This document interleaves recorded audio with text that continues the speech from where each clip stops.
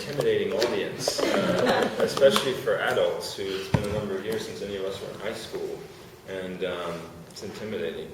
I've done it a few more times.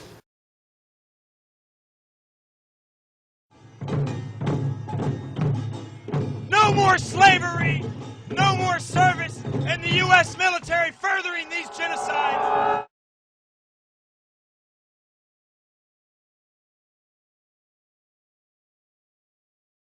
We are done being servants to an unrighteous cause, and this flag is no longer my master.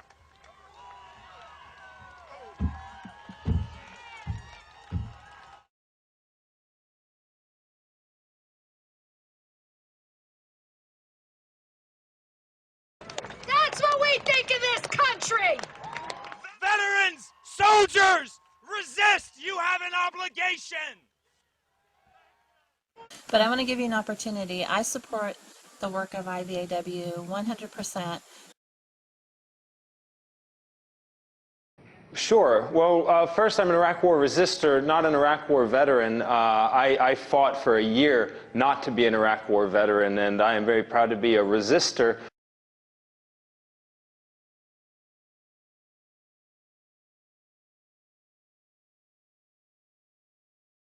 The government's got to recognize its military is at a breaking point, and we are about to push through these barriers which have been laid out for us and have stumbled us for close to a decade now. Well, you're definitely enthusiastic there about your views about these two wars and also about your actions there at Fort Hood. Matthis Chiroux from Iraq Veterans Against the War, live there for us in New York City.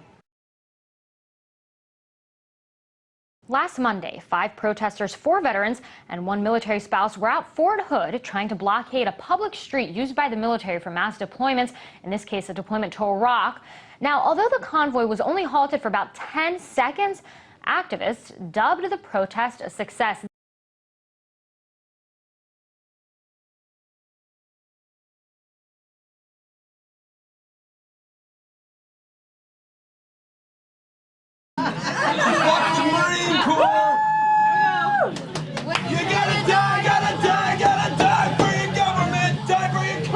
Shit!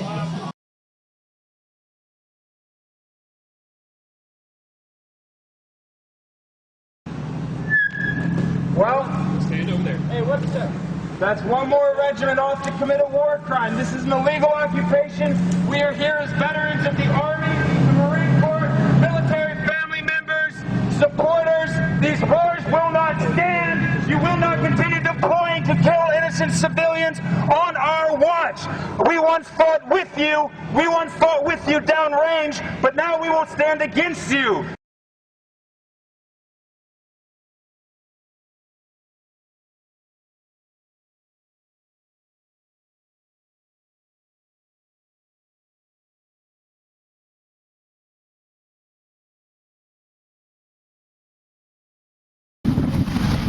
Shut up! Baby killer! They should know! The murderers! They should know!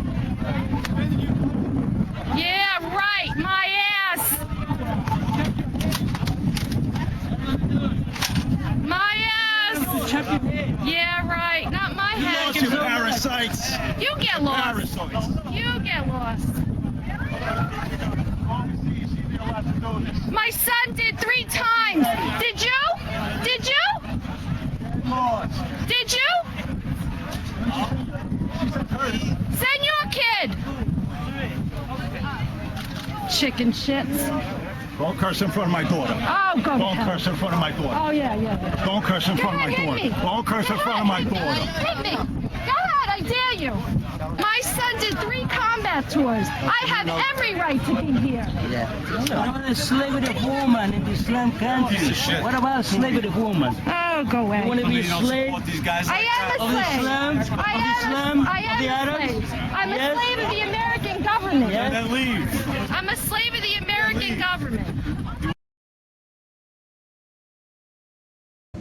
There's nothing about me being a veteran or having been in the military or having been to Afghanistan that gives me any more right or any more authority to speak about this situation than any of you. You know, I never went to Iraq. I did go to Afghanistan. For a brief time, I helped occupy Matthis Lies country, and it was wrong. It was my mistake. I should not have been there. I should not have been supporting this oppression.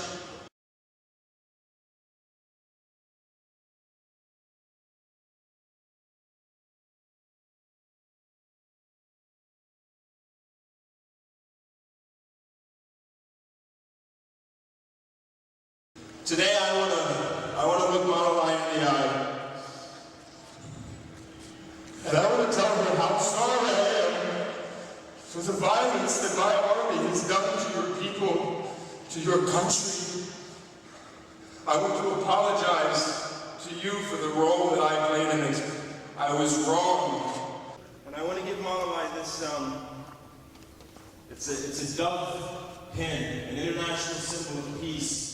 And I'd like to present it to you, Monolai, and ask.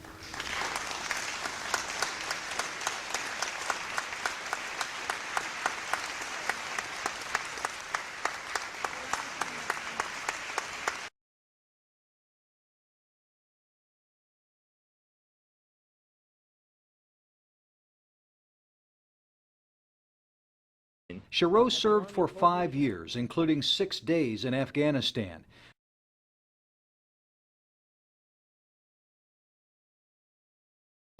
What was the worst thing you see in the war? You don't want to say. In the war or in the military? Both. Well, in Afghanistan, I would say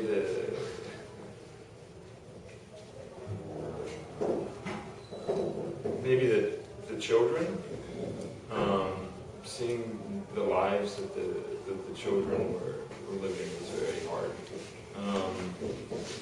Why? Well, because something inside of me says that it's not right, that I should live so well while children live in sewage. And when I was in Afghanistan, for example, it's very hard for U.S. soldiers, but compared to the people of Afghanistan, U.S. soldiers live very well.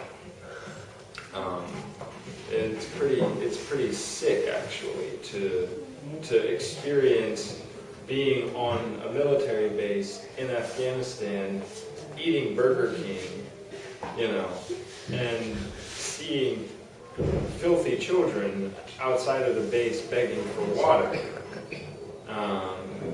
That was hard.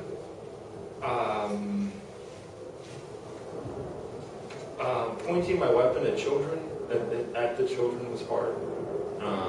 And I didn't shoot anybody in Afghanistan, but just driving, when I was in convoys, driving by, holding your weapon, you know, at the ready, you can't help but point your weapon at children.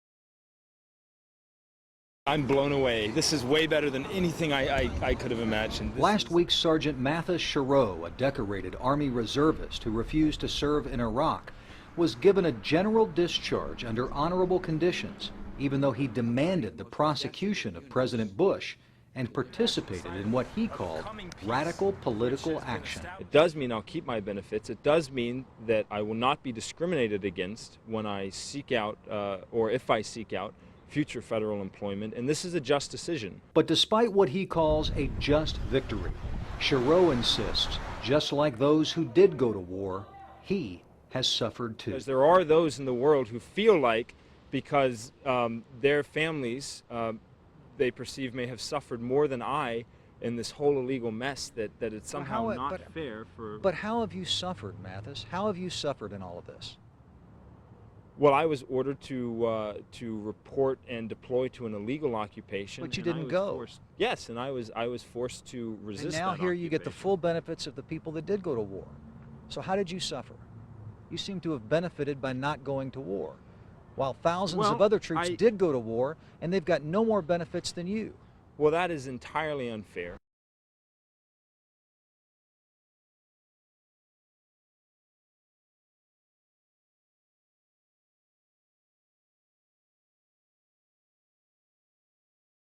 Have I ever thought about suicide? Yeah, I definitely have thought about suicide.